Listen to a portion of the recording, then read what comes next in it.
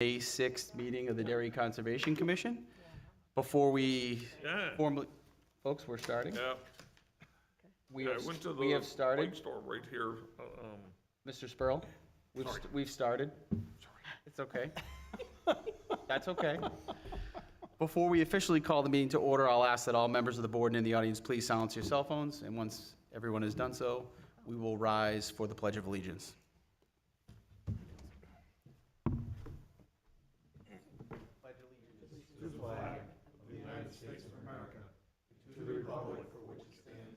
One nation, under God, indivisible, with liberty and justice for all.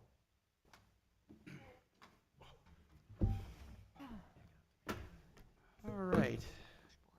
Now that we have formally said the pledge, I will ask that in case of emergency, you do not use the elevator in the back. We have stairs behind us. We also have an emergency exit up here to the front. If you need help, a member of the commission can assist you. I'll start this evening with introduction of commission members to my left. Eileen Chabot, good evening. Bob Sproul. Rick Bazanga. Paul Dion, good evening. Grace Reisdorf. Rick Metz. Bob Boonstra. Charlie Foot, Town Liaison. And I'm the chair, James Degnan. I did send out the approval of minutes digitally, and to save a tree, I did not print them. Did we all have a chance to review those and any commentary on the minutes as written? I'll make a motion to approve them as written. Second. Paul Dion motions to approve the minutes as written. Grace Reisdorf seconds. All those in favor, say aye. Aye. Abstain? None. Everybody said aye, so I think we're covered there.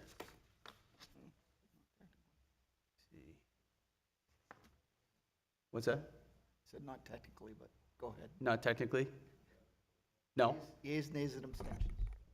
Any nays? None. Okay, now we're formal. Now we're formal. We checked it off. Excellent. We did receive some correspondence, a couple of pieces here.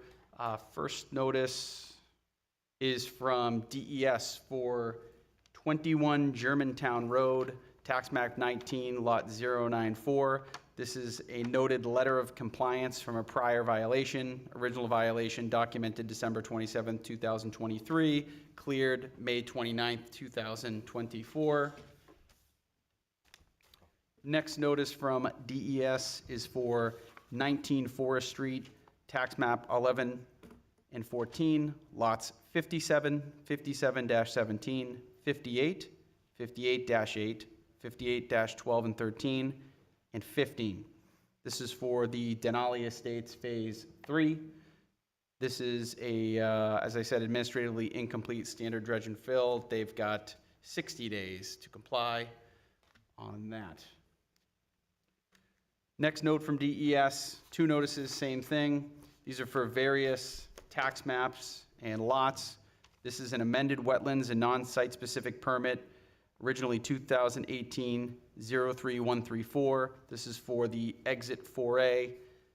The amended permit is to dredge and fill 262,688 square feet to allow the construction of the I-93 exit 4A and the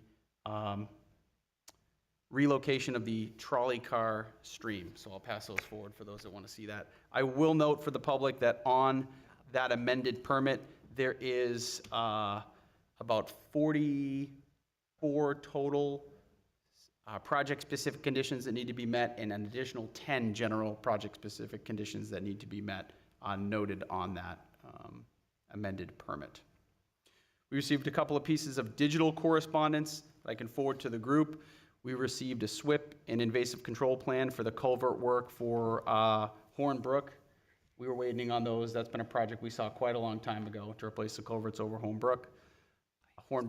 We received a new stewardship guide, an updated stewardship guide for municipal LSIP properties and monitoring, so I can share that out with the group. Eileen also forwarded, which I'll forward to the group today as well before we leave this evening, a wetland ecology workshop for commissioners. This is in Nottingham, New Hampshire on June 14th at 8:30 a.m., running till 4:30 p.m. You can register online, or you can register by reaching out to Mark West via email or phone, and I'll share that instead of reading his information publicly. Cost is $80. If we have commissioners interested in going, please let me know. Certainly more than happy to send folks to that. Just pay for it and bring your receipts in, and we can set that forward. Sound good? Thank you for forwarding that, as always, Eileen. I welcome. appreciate it. No site plans tonight, but we do have some business to discuss and attend to. First thing on my list this evening is currently we are working to close out a deal for the ball farm. And with that, in the purchase and sale, we need to have a phase 1 environmental study done. In consulting with CELT and making some phone calls the last couple of weeks, we were able to have a gentleman from Exeter Environmental reach out back, Steve Shope, with a proposal to do a phase 1 environmental on the 42.7 acres of undeveloped property with a forest and field. Just want to read for the public to understand what that study is and what it means. There's a walkover inspection of the subject property and a view of adjacent properties. The ownership of the site and history is researched, including historical site usage with photographs is reasonably appropriate. Local officials are contacted to gain any knowledge or any insight in terms of the release of oil hazardous material on or in the vicinity of the subject property.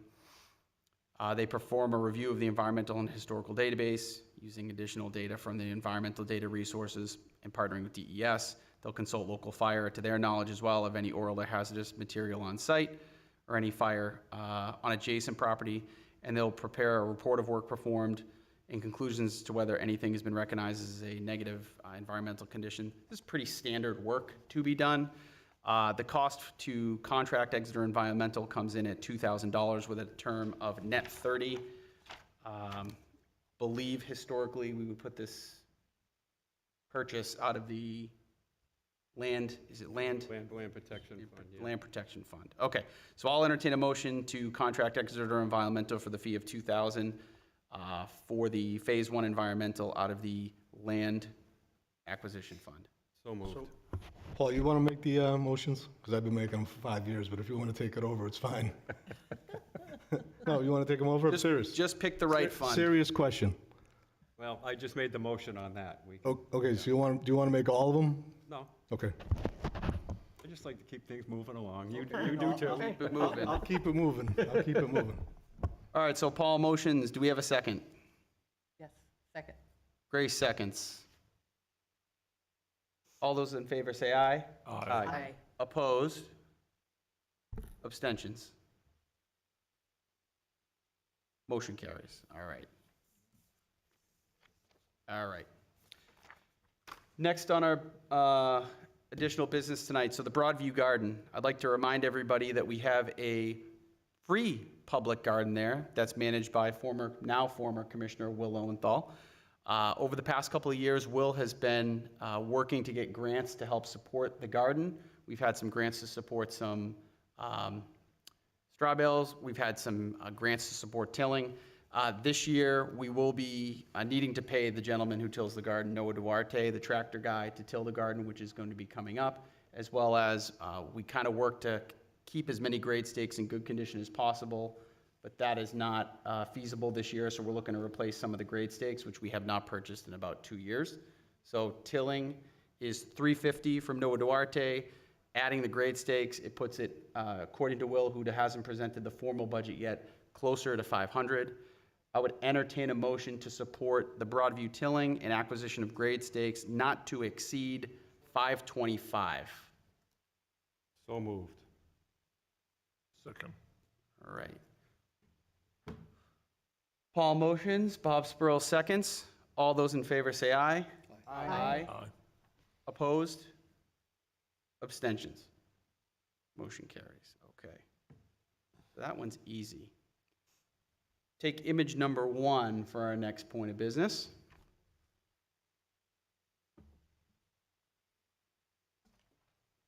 Boy Scouts have reached out about replacing a bridge that goes to the Broadview campsite.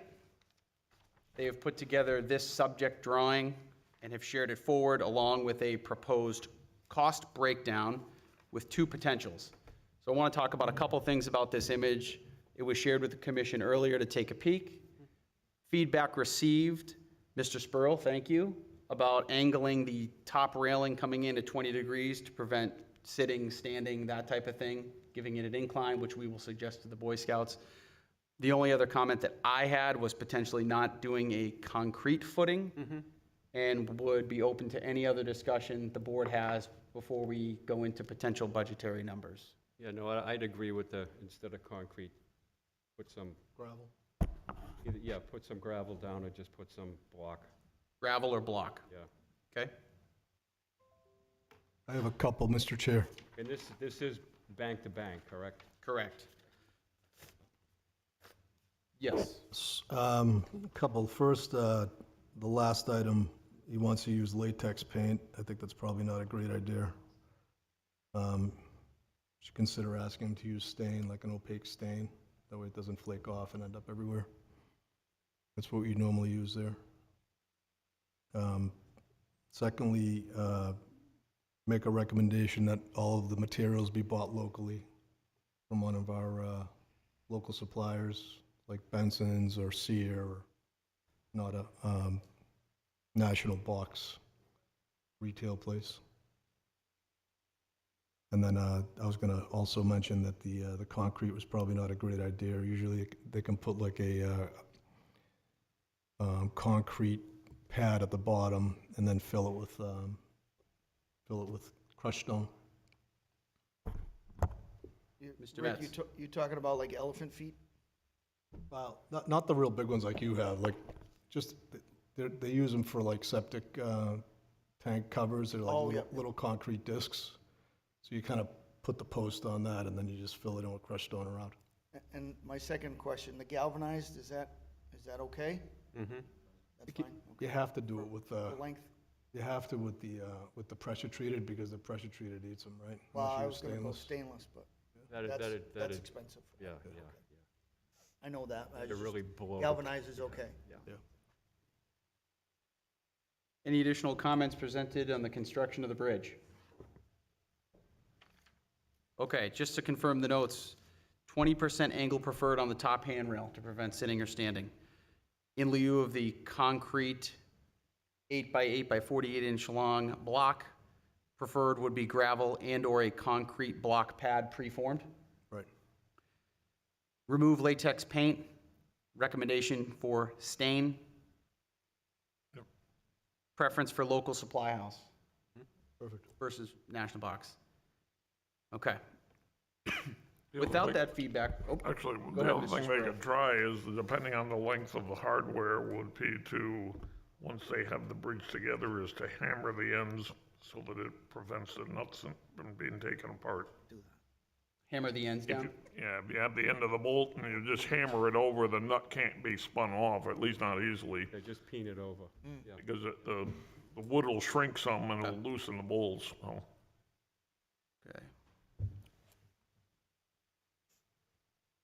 After repair it, you take Okay. tools. So we received kind of a breakdown of materials with a cost estimate in a range, and this is before some of these notations here, so I want to be fair to the Boy Scouts. I don't know specifically if these came from local supply house or national box chain, but knowing it's a Boy Scout funded project, there may be some fundraising involved, although they did ask us to help contribute to the price and cover the cost. So I guess if, Rick, if you're comfortable with saying we got to go with Benson's and Sear, we may want to pad out the high range of this. So the range that was presented to us, low range would have been $537.25. The high range would have been $642.46. Thoughts on the potential motion to approve up to, not to exceed? So before we get into that, so historically, when you do go to Sierra Benson with a project like this and tell them that it is a project like this, they'll offer some sort of concession on the materials. So I don't know if there'll be an upcharge, it might even be a reduction. But I know historically they've always done that. So what I would say is I think we can't assume anything. So I would say if we're looking at a high budget right now for the project, would you be comfortable at the high budget quoted, or would you like to go at that quoted price and then conversation if exceeds? So are you saying that conservation is going to absorb the 642? He's looking for all of it from us? Yeah. That's never happened in the past. They always fundraise for it. Yeah, well, this is a Always. Cub Scout pack too. It's, Oh, they don't it's have. smaller. Well, it's yeah. not an Eagle, it's not an Eagle No, Scout it's not, project? it's not an Eagle. Cubs. I would I would say encourage like them to do some I sort would of say like a fundraising. match, like do some sort of a match. That's my first instincts would be that we'd match them, dollar for dollar on their fundraising effort. And if they come short, then we'll address it at that point, if they have a shortfall. A lot of times they'll do car washes and whatnot and things like that to raise some funds. Yeah. Yeah. They have a timetable for it yet? They really came to us with the project in hopes of taking care of the bridge that was there, getting equipment in and out of there. It's a little bit smaller. Bob Sparrow mentioned before, doing something a little wider to make sure it was more passable. Obviously, with a footing at over 48, we'll probably get to a bridge wider than 36 inch. They're certainly improving what's there. I can go back to them and say, hey, we are interested in the project, but we're looking at more of a cost share. I would also be open to the board considering paying for the bridge repair. If they're not able to cost share, that's not on the radar for them. Yeah. As it's something that I think probably does need to be repaired. I would suggest that we make at least an offer that we will match their fundraising, dollar for dollar, say up to $400. And then if they, like I said, if they fall short, then they can revisit it. Yeah, because it is a benefit to the public. Yeah. Not just the scouts. Do we need a formal motion on that, or would the We board don't be at this okay time. with Why don't me you go go back forward and talk to them? Yeah. Yeah. Okay. All right, we'll do that. At least they have us as a backstop for funding. Okay. Good with the image? Bring back the board. Continuing in the theme of Broadview, which is obviously our most popular property, we had a gentleman reach out both to the Broadview Garden and also to myself to open up conversation in the idea of planting some type of pollinator garden in close proximity or on the property of Broadview. Had a chance to talk with Will, obviously with the Broadview Garden being tilled every year. It's not essentially the best idea to do a pollinator garden there. But Will also kind of pointed out, right when you pull into Broadview, there's a couple of mulched bed areas there up against the rock wall and some other areas around the sign where we may consider, but not maybe substantial enough. Curious the board's thoughts on having some type of discussion or having this gentleman with the request come in and do more of a formal presentation of what his thoughts are. I'd kind of lean towards that, because what about the maintenance? What about the upkeep? Right. There needs to be a At some point in the plan. future, I'd like to talk about the future tilling of Broadview, too. Right. Because most community gardens, you till your own little plot. But that's for another, That's for another day. yeah. Maybe we could get this gentleman into, All right, so in terms of the pollinator garden, I agree that was some of the things that were listed as concerns were, the upkeep and maintenance of it. So I'll go back to him and say, hey, we're open to discussion, non-committal at this point, but we're open to discussing it. Sure. Okay. Yeah, I did. He couldn't make tonight, but I said I'd broach the topic early to see if we can get some conversation and feedback from the group. Staying on Broadview, we also did get a request to consider putting in a Frisbee golf or disc golf facility there. And I went back to the easement and pointed out that it's meant for agriculture education and, there is recreation allowed as part of that, but I don't think a disc golf course through the middle of the birding habitat is an approved use. I didn't consult the board on that reply, so I apologize, but it is part of the written easement, so. right, I think you took the Okay. proper action. Yeah, Um, me too. I don't understand disc golf, maybe others do. I know we've got a lot of requests to use Broadview in different ways over the years from, the metal detecting and all sorts of other stuff, and we've, tried to do the right thing. Hopefully the town can find a spot to put something like that in. I think they could just play there. I mean, they don't need our permission to play there. Yeah, except they shouldn't be running in the fields during the season. I think they gotta put like a Prob- stand in the ground. they These do. these are metal cages in the ground. Yeah, Yeah, they'd have I've seen- they'd have 18 of them and 18-hole golf courses that cover, No, that's Right. not- throw a Frisbee Yards. into it. I yeah. can't throw a Frisbee 10 feet, Yeah. never mind 400 yards, so. Hey, while we're still talking about Broadview, a pretty consistent thing that was talked about, but we've never really pulled the trigger on, is across the street from the parking area, there's that adjacent parcel. Yep. Right. And it's been getting wilder and wilder as it's been growing, and we only have so many favors we can call in with the town, but I appreciate them coming and opening up the perimeter around Broadview.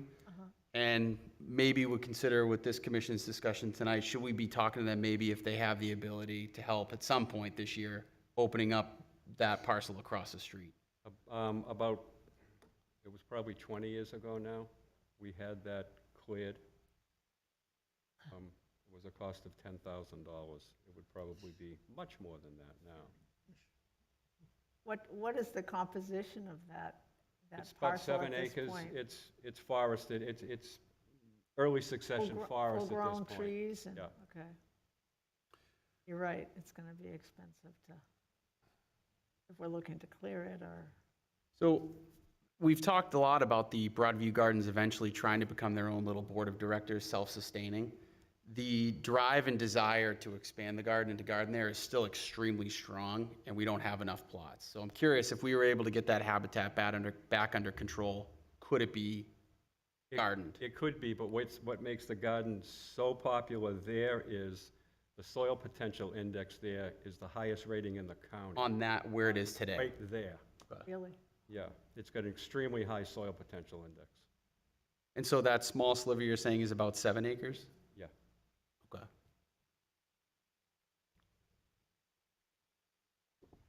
I still think we should do something to take it back. And I might have a soils map of that whole area. I'll check.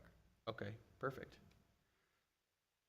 Okay, moving into the next piece, and we can put up another image that I'll speak to real quick. So, we've had a lot of activity on trails the last couple of weeks in terms of folks reaching out, whether there have been trees down or muddy areas that are hard to pass. I did want to share one small win with everybody and bring this back to the forefront. So some of you may not have seen this before. But if you can zoom in on the image, this is over at Colette's Mountain. And you folks may remember we partnered with the folks at the Hampstead Conservation Commission to get that parcel properly mapped. And Jim Wilkinson posted the maps on the Hampstead side. We should have a map up on the Derry side where we kind of reconfigured that entrance coming up. I wish it was a better picture. I'll see if I can get a better picture. That one's from far away. But what they've done is really created a very easy format and signage template for their properties. And although we have very extravagant signboards and everything out there today, we've talked about this to the council before as being kind of the future where we can kind of simplify and have everything mapped the same way. So there's a QR code. You can scan it. You can put it onto your phone with a certain app. You can see all the trails that are marked on there. You get a nice header. You get the town seal. You get all that stuff. Jim's going to put our Town of Derry one as part of this collaborative trail system that goes into Hampstead on our side. I'll bring a better picture to the next meeting. I have asked Jim if we could partner together on some type of long-term strategy and contract strategy to get this work done so that it's contiguous. As you can see, there's no roof on the sign. They're UV protected, it's printed in a certain manner, they can easily be reprinted. We're not dealing with smashed plexiglass, we're not dealing with other things. Is it the fanciest presentation? No. Is it way more adaptable and manageable moving forward with the right trails being mapped out in the right way? Yes. This is unfortunately a blurry picture, but I think this is where we need to take our trail mapping. And so I'm hoping for a positive conversation with Jim. He's got a long history in GPS mapping and software, and this is kind of what Hampstead does is not a program we can down, it's stuff that they've built out and they mark. I'm really hoping to have some positive discussion with him and have him potentially come to the commission and give us kind of a proposal of how we can get this done for Derry. The rail trail, Wyndham Rail Trail, between Derry and Wyndham has a sign very similar to this, and it's printed like on an actual road sign, like a parking, no parking sign or something like that. And it has the barcodes and stuff on it. And that's a Derry sign apparently, but it's with the rail trail. system, so, If you go by there, can you take a picture of that for me? yeah. I'm thinking that's probably printed on vinyl. I think they're metal. Yeah, But I they're mean, metal. Yeah, but it could be vinyl stuck on the metal.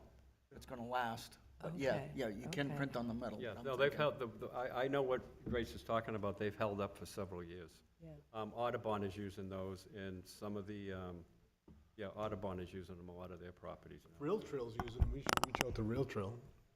If Rail Yeah, Trail, Connors is off that now. Do we have a He's done. contact on that? Kevin Gordon, yeah. Yeah, I Kevin's can there. take care of Yeah, it. Kev. Kevin Gordon. that's Find right. out if they produce that sign, if you could. Yep. We have some of the GPS data. Some of our printed maps are no longer really up to date. I mean, if you look back at some of our trail maps that we have in files, they need to come into the 21st century. Colmarsh specifically is extremely outdated.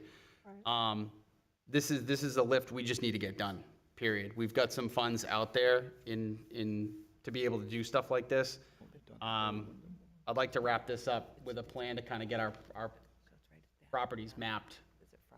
Like by midsummer would be the target. Understand what the software is. If we can do it with Jim and Hampstead, great. What's the time frame? What's the cost? If we can't, and we need to really kind of ask Doug to help us out, do we have resources for that, and try to start getting this done, because this is the future. I mean, we've talked about this for a couple years. You scan the thing on your phone, it's gonna follow you around the whole way. Right.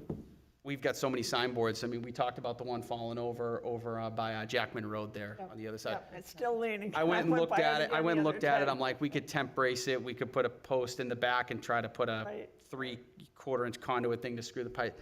And then I thought about it, and I go, should it just come down and the new version should just go up? yeah, it should come down. We should get rid of, those are archaic.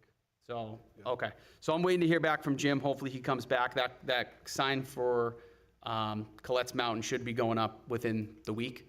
And so it'll be ready on the Derry side. As you pull into the Grove there, you'll see the signboard and the new trail system that goes up. So hopefully, we can have a long-term plan to get this done. What size is this sign, roughly? How big is it? 3 by 5 maybe. Can you zoom out a little bit so we can see a little bit more of the scale?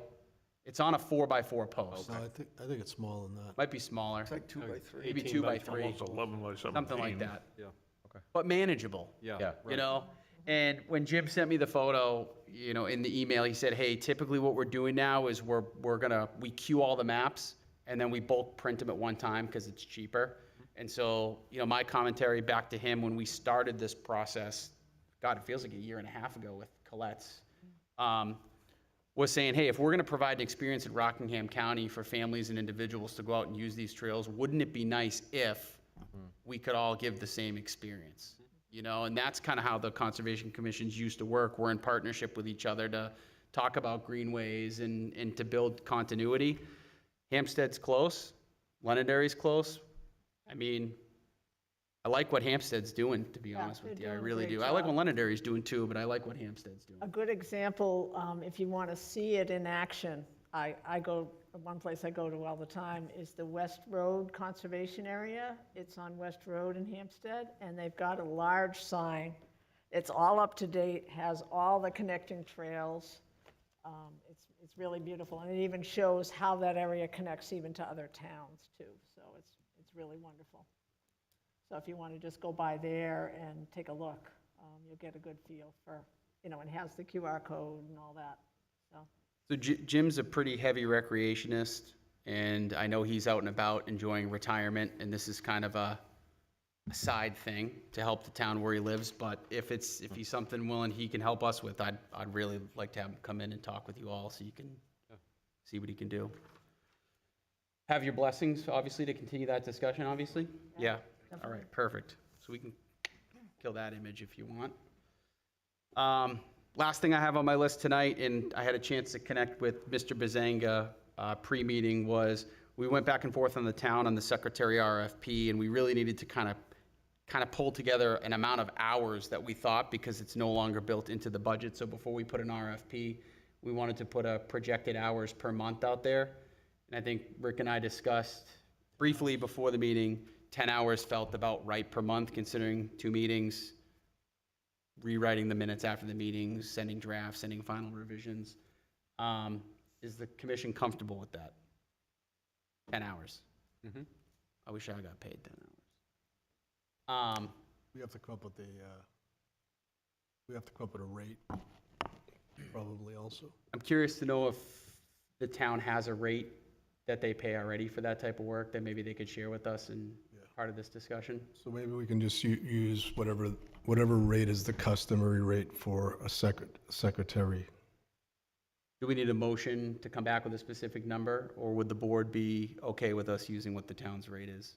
I can formulate a motion, I think, that would satisfy it. Please do.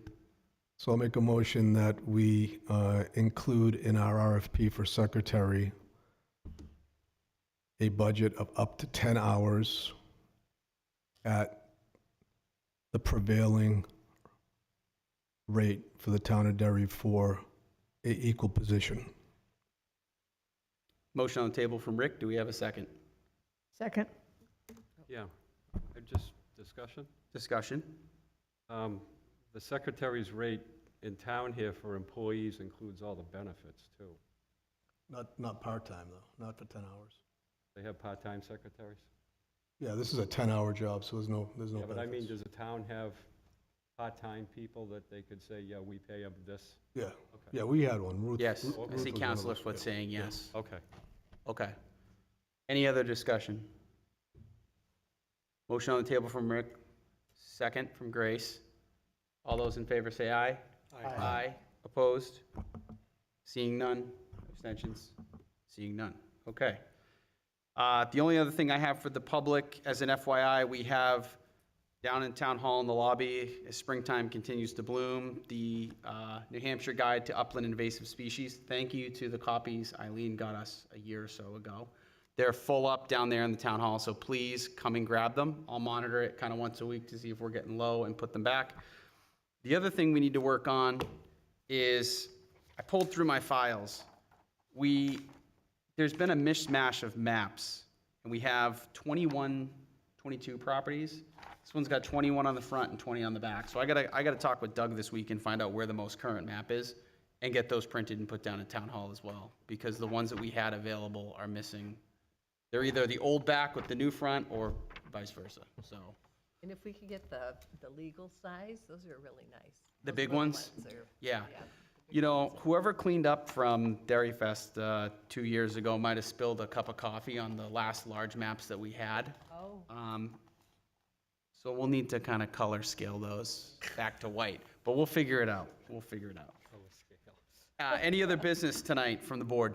James, on Yes. that, excuse me, on that subject, I was just looking at the town website the other day, and I noticed that there's a bunch of different GPS applications on there, excluding some things that have an app to them, like for sewer lines, water lines, different various things. I wonder if we could inquire if our maps could have like an app maybe that people could use. I know Doug did a custom conservation storytelling one. I think, Owen, were you involved in some of that work? Not really, but I'm aware of it. Okay, so you were aware of it. I just like to think you're involved with everything, by the way. So there is some storytelling pieces done that include the history of the properties and stuff Right. like that, but we certainly don't have what I would consider up-to-date accessible maps right from those links, right? So if you go to conservation page and then go to the GIS page and then you click on conservation, there's certainly more that we can do there in terms of even just the overall map. Right, well, that's what I'm and then- thinking, that maybe Doug could explore doing something like that for us, you know, maybe making an app for us to have Yeah. for our conservation. And the map you saw that Hampstead's leveraging right now is also hosted back as a legacy to the town's website. So if you're accessing that anywhere you access it, whether on your phone or your computer, it's constantly updated and controlled by them, which should be our desired end state. Right, There's probably, I'll do some research, but there's probably an app existing that conservation commissions can kind of sign up for, you know, like a general app, like on the Google Store or something like that, and that you can sign up and link into your I think the conservation problem commission. is there's so many now. There's free ones, there's regular GIS, there's like crowd-funded information uploaded, and it gets messy. Yep. And so I think if we're gonna own the mapping like Hampstead does, it's just, you can download something to read the GPS, but I don't think we wanna go into like one of the public domains. thought about, I presented that actually to the council before, because the Vermont, New Hampshire seems to have a pretty good Trail Finders app. But the reality is with the crowdfunding and stuff in terms of the information on there, it's not entirely accurate, nor is it up to date. So, you know, it gets a little tricky going that route. But if you find something that I might just wonder work if, better. yeah, I wonder if the state like subscribes to one that has the, has the good housekeeping seal of approval, or that many conservation commissions use. Just because I don't think you Gaia need, app? what's that? Gaia? Yeah, I just don't think that everyone needs to make an app, you know what I mean? Yeah. So why would everyone need to develop an app? There's gotta be some sort of, some Well, it seems, it just seemed to me like Doug has something going here. He has about 8 different, applications on the website already, like, and several of them are apps. So I was just thinking, wow, I wonder if he's gonna develop something for us, Yeah, I'll look into it. I'll put it on my list. Doug's the best. Seems like he's on a roll, so. One last question for me, and I'm going to ask historical before I ask for a motion to adjourn. We had a couple of different signs sitting in the files downstairs, and I'm curious. We received 3 of these with Margie's name on it. Those came from the state. Do these have to be posted on state property? No. They can be leveraged No, anywhere? those are handed out to landowners. Just holding up for the camera. I just want to clarify, these seem to be pretty good, Yeah, we've used those in the Consistency. past. and we currently have an alleged violation on the low property that will be investigated this week, so I need to take care of that. But there was also these, which specifically say, per town conservation.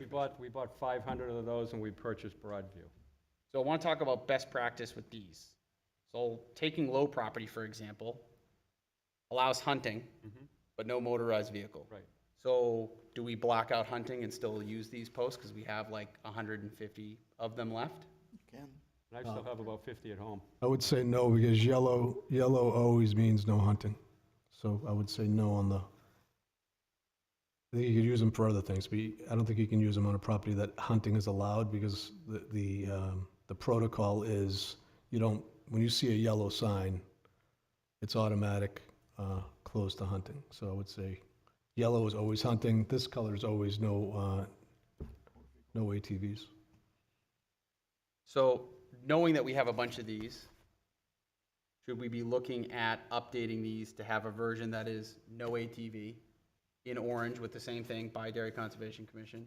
And we can use the yellow ones on properties for which we have not received any federal grant money. You would use Federal these, money has right? to allow hunting. Those, You can get these from the state, I mean, they'll send you. I just like the fact that it's by us on it. Oh, okay. So if we have something that we need to post, it Right. actually says by DCC. Yeah. I mean, it's unfortunate because we have so But many. we of really these. don't, to be honest with you, though, we don't enforce it. I don't even think, I really don't think we have the, yeah, I don't think we're allowed to enforce it. but But- you can't enforce it if it isn't posted. No, but I'm just saying, you have to call Fish and Game. You can't, the Conservation Commission can't go out there. But No, it's the gonna, local- it's not gonna keep the six-pack hunters out, but it's gonna keep the real hunters out. Right. Yeah, I agree. Well, the real hunters would have known already that there's no hunting on the property because they would have checked before they went there. But Right. I don't think it's saying Derry Conservation Commission has much value. I think it has probably less value than, Okay, so just for the didn't say sake of discussion, concern from Rick, hunting is typically in yellow. always yellow. So even covering this would not be best practice. No. And then if we do have ATV only, these are best Yeah, practice. and those you can get from the We state. need more of The these. state will, We only the have state will send you So those.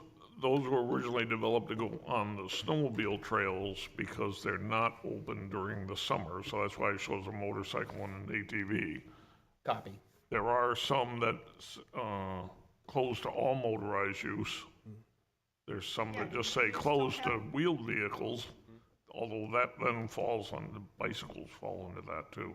Do you have a contact at the state that you can put me in touch with so we can see more than what's Of available? course we do. Well, let's start there and then we'll So, come back with well, an option. But it's limited, so the orange sign should say, I believe it's Voss Sign Company is the one that printed it.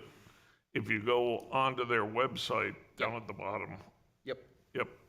The other opportunity is prison industry prints signs for towns and stuff. Okay. So there's a cost.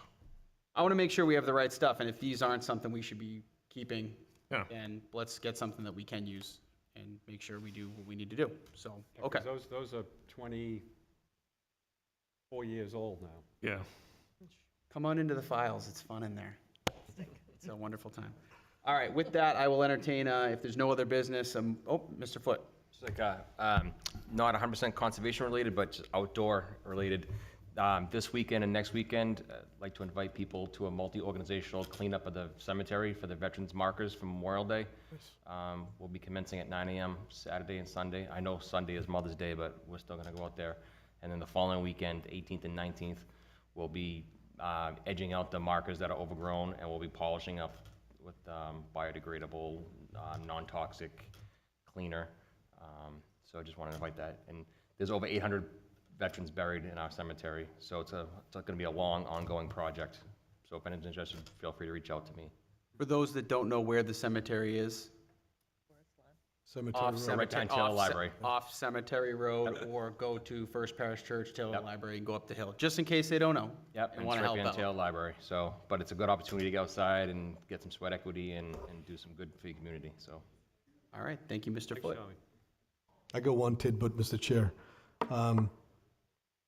Kind of I wanted to poll the board, get the feeling of what people's position is on having a paid conservation steward as part of our commission. A part-time paid conservation steward, similar to what Londonderry is doing. If we would do something like that, I would look at combining it with other towns. 3 or 4 towns get together and do it so that it would be more, almost a full-time position then. Because hiring somebody on temporary, it's like, some people would like to do it, but I think you'd be better off if you get like 4 or 5 towns together. I feel like if you do that, though, you're going to, if you make it a full-time position, it changes the dynamic of the cost exponentially. The Londonderry gentleman is a retired, basically someone in retirement. He's working so many hours a week. So we could explore it that way. I just think our costs would be significantly higher on a per-hour basis if we did that. Mr. Foot? I talked to town administrator about that, and just gotta go in and speak with them about. We can do that, but just a question for you. Do we have a pathway to understand in terms of the Londonderry budget, what they allocate for that position per year? We can find that out. I'm just curious what that expenditure may be. I Yep. think to Bob Spurl's point here, he's thinking that it would be crowdfunded through multiple towns. So in terms of full-time, it's not full-time with us, it'd be full-time Right, total. right. How that would be budgeted and paid out TBD. I don't know how that would work, but I mean, I don't think it'd be impossible to find someone that just wants a part-time job that is in the outdoors. I think I don't think that's a stretch. I don't disagree. Yeah. I would support that enthusiastically. I think we could use someone perhaps up to half-time, maybe less than that, but we definitely need somebody to do trail maintenance and to do enforcement of violations. And I mean, I've been in towns where we had a conservation resource administrator before, and it's hugely helpful to the commission. Anyone opposed? Anyone not like the idea? I guess I just have a question. If we're going to combine it with other towns, how do we provide, how do we Split it up. split it out in terms of accountability of that person to us versus these other towns? Like, how many hours are they going to spend on Derry versus Londonderry, or whatever, what have you? We need to know what we're going to, as far as the responsibilities, what we're going to get out of it. I mean, I don't think we know what that would even look like yet, right? There's a lot more questions than answers. I like the idea of trying to figure it out for us first before approaching other towns, because it allows us to kind of create the program that we want to leverage the resource we want to build and fund. Is there enough work to do that full-time? Probably not, right? So I like Rick's thought of, if it's part-time but kept in-house, can we figure out a way to fund it and make it happen? I think the answer to that question is yes. understanding and building out what we think the scope of work needs to be and some of the reporting requirements, safety training, and making sure that person's covered. Obviously, that's conversations we need to take forward. So I think it starts, step one, we have a meeting with the town and kind of start to put together an outline of what we think that role looks like, and then we go from there. I mean, we're gonna have to have a list of responsibilities of what we think, average work time. We're gonna need, I don't think it's extremely difficult. We need to establish a budget, figure out how much we want to spend, and then Charlie, maybe you can get a job description for the gentleman in Londonderry and see what it looks like. Yeah. I'm sure they have an internal document that jots it out. My biggest concern was that if there was opposition from the commission, it's going to require multiple motions, multiple votes, expenditures and all that stuff, and it's going to, we can't do it, we're going to kind of have to agree to do it for at least a multitude of years. I know that we can't create something for the future board, but it has to be something that it's not going to be a short-term project. I think it's something we're either going to commit to long-term or something we should not consider.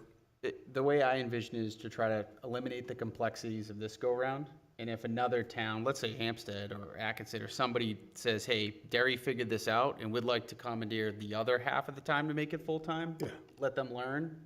And like I said, I'd rather start with in-house first before we open up Pandora's box. Like I said, I don't think we're going to have a lot of trouble finding someone that wants to do what we're doing. I really don't. I think it's an individual that would. I mean, there's going to be big stuff that those folks would have to.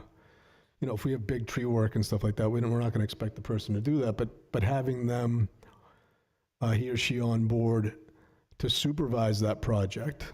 Like if we have to bring in a tree expert or something like that to take down some hazardous trees, just having someone in place to supervise the outside contractor, I think it has value. So I was just trying to get a feel. It seems like everyone's on board, and that's really what I was looking for. Yep.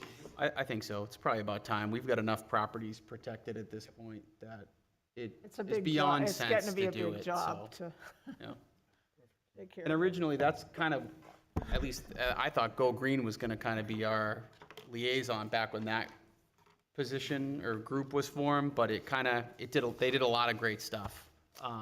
But this part of it never really fully caught on, and we didn't unlock that. So, Yeah.